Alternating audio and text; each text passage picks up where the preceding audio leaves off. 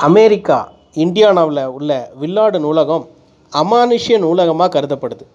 அதுக்கு என்ன காரணம்னு கேட்டிங்கன்னா, இங்கே ஒரு பேய் வசிக்கிறதா நம்பப்படுது.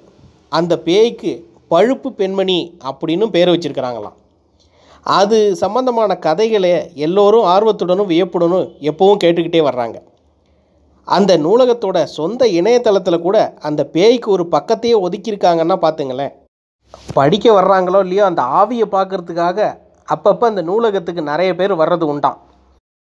பழுப்பு பெண்மணி ஆவி முதல் முறையாக 1930 தான் தென்பட்டுச்சான். அப்போது நூலகத்தில் கீழ்த்தளத்தில் பழுப்பு நிற ஆடை அணிந்திருந்த ஒரு பெண்ணை இரவு காவலாளி பார்த்துருக்கிறார். உடனே அவர் எனக்கு இங்கே வேலையும் வேணாம் ஒன்றும் வேணான்னு உதறிட்டு ஓடிட்டாராம். அதைத் தொடர்ந்து பல முறை அந்த ஆவி தென்பட்டதாகவும் பல அமானுஷ்ய நிகழ்வுகள் நடந்ததாகவும் சொல்கிறாங்க. அந்த நூலகத்தில் சில வினோத சப்தங்கள் அப்பப்போ கேட்குறதாகவும், வர்றவங்க தலைமுடியை யாரோ தொடுறது மாதிரி உணர்வதாகவும், திடீர்னு ஒரு நறுமணம் வீசுகிறதாகவும் சொல்கிறாங்க. அது மட்டும் இல்லாமல் புத்தகங்கள்லாம் தானாகவே நவர்றதாகவும் சில வாசகர்கள் சொல்லியிருக்காங்க. வில்லாடு நூலகத்தில் ஆவி இருக்குதோ இல்லையோ, அதை பற்றிய கதைகள் தொடர்ந்து உலவிக்கிட்டே இருக்குது. நீங்கள் கூட பழுப்பு பெண்மணி ஆவிக்கு ஒரு இமெயில் போட்டு தான் காண்டாக்ட் பண்ணி பாருங்களேன்.